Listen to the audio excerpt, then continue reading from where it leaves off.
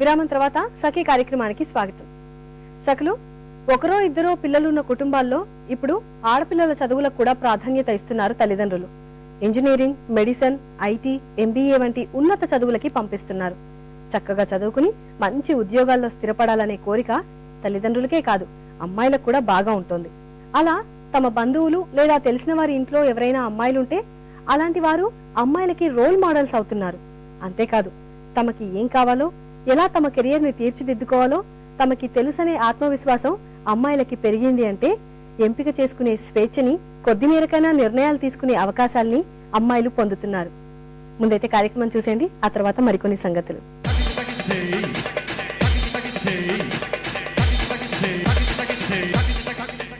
నమస్కారం. పసందైన రుచుల సమాహారం వంటల సందడికి స్వాగతం.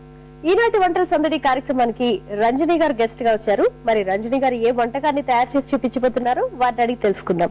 ముందుగా రంజని గారికి స్వాగతం చెప్పేద్దామా? నమస్కారం రంజని గారు. నమస్కారం ఉషా గారు.